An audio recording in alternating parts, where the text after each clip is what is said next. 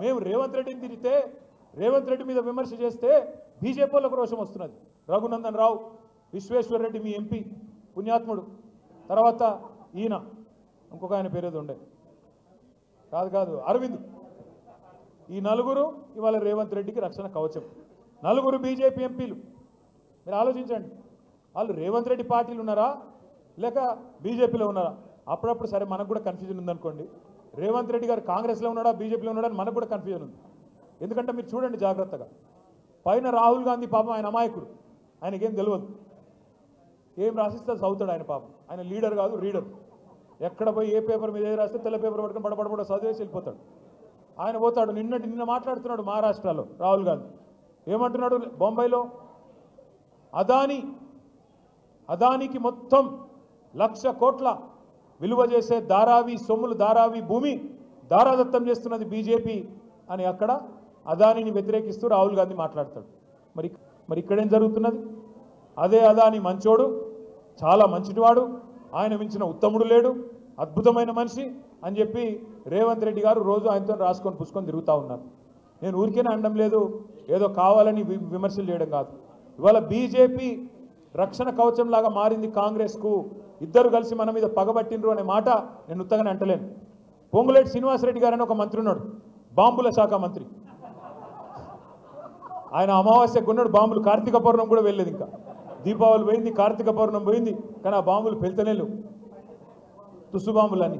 10 సంవత్సరాల పైశాచిక పాలనలో టీఆర్ఎస్ ఎలియాస్ బీఆర్ఎస్ ఎట్లయితే రైతుల్ని అర్ధరాత్రులు అరెస్ట్ చేసి మల్లన్న సాగర్ లాంటి ప్రాజెక్టుల పేరిట రైతులకు బేడీలేసిరో అదే రీతిలో ఇవాళ ముఖ్యమంత్రి మారిండు, మా ప్రభుత్వం మారింది, ప్రజా పాలన వస్తుందని ఆశిస్తున్నటువంటి ప్రజలకు ఏం మిగిలిందంటే మళ్ళా గదే అర్ధరాత్రి అరెస్టు తప్ప ఇంకొకటి మిగిలలేదు.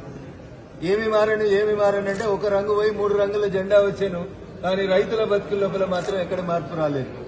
నిజంగా ప్రాజెక్టు కట్టాలనే ఆలోచన ఉంటే ఫార్మాసిటీ పేరిట గత ప్రభుత్వం ఎక్వైర్ చేసినటువంటి భూములని, ఫార్మాసిటీ పేరిట డెవలప్ చేసినటువంటి భూములని ఫార్మా కంపెనీలకు ఇవ్వకుండా పాత ముఖ్యమంత్రి, పాత టీఆర్ఎస్ పాలకులు ఏ తప్పులు చేసిరో, నేను గజ్వేల్కు ముఖ్యమంత్రిని, నేను సిద్దిపేటకు మంత్రిని, నేను సిరిసిల్లకు మంత్రినని ఈయన కొడంగల్కి తీసుకుపోయి కూడా పెట్టి, ఆయన గజ్వేల్కి గడా పెట్టుకుంటే ఈయన కొడంగల్కి కూడా పెట్టుకున్నాడు. ఆయన మల్లన్న సాగర్ గట్టి రాత్రిపూట రైతులను అరెస్ట్ చేస్తే ఈయన పారిశ్రామిక వాడ తీసుకొస్తా అని చెప్పి ఈయన రాత్రిపూట రైతులను అరెస్ట్ చేస్తా ఉన్నారు. అందుకని టీఆర్ఎస్ పాలనైనా కాంగ్రెస్ పాలనైనా పాలకుల కుర్చీలో కూర్చునేటువంటి వ్యక్తులు మారిండ్రు గాని రైతుల బతుకులు మారలేదు.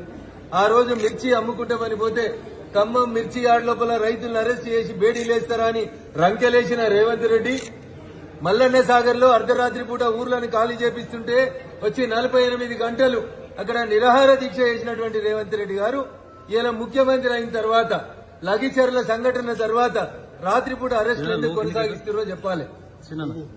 తప్పు చేసినోడు నరేందర్ రెడ్డి, కేటీఆర్, ఎల్లయ్యనా, మల్లయ్యనా చట్టం ముందు అందరూ సమానమే కాబట్టి అరెస్ట్ చేయాలి.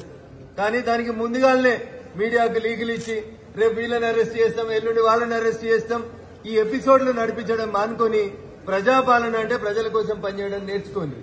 కంపెనీలు అడుగుతా ఉన్నాయి, పెద్ద పెద్ద కెమికల్ కంపెనీస్, ఫార్మాస్యూటికల్ కంపెనీస్ అడుగుతా ఉన్నాయి, అన్ని కంపెనీలు ఒకే చోట పెడతాం, గతంలో ఎక్వైర్ చేసినటువంటి భూముల్ని మాకు కేటాయించమని. దాని మీద స్పందన లేదు. రాష్ట్రంలో పాలన పడికేసి ప్రజలు అవస్థలు పడుతుంటే, వడ్ల కొనుగోలు జరగకుండా, వడ్లకి లారీలు రాకుండా రైతులు ఇబ్బంది పడుతుంటే ఒక ఆయన పోయి బొంబాయిలో తిడతాడు, ఒక ఆయన పోయి ఢిల్లీలో తిడతాడు. ఇద్దరు పోయి చెర్లపల్లిలో ఉండాల్సిన వాళ్ళే, ఒకడు ఉండొచ్చిండు, ఇంకోటి ఉండాల్సినోడు రేపో మాపు. ఇంతకు మించి పెద్ద తేడా ఏం లేనట్టే కనబడతా ఉంది. అందుకని అటు మేమే రాబోతాం, మేమే చేస్తున్నామని చెప్పుకునే ఇద్దరికి కూడా నేను చెప్పే సూచన ఒకటి, ముందు ఇప్పుడు నడుస్తున్న దాన్ని కాపాడుండ్రి, ఇప్పుడున్న రైతన్నల్ని ఆదుకోండి.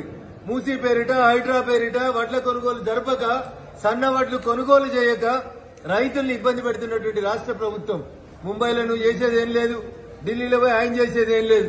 ఇద్దరు వచ్చి ప్రజల కోసం గల్లీలో పనిచేయాలని చెప్పి ఆ 2 పార్టీల నాయకులకు కూడా ఈ సందర్భంగా నేను హితవు చెప్పదలుచుకున్నాను.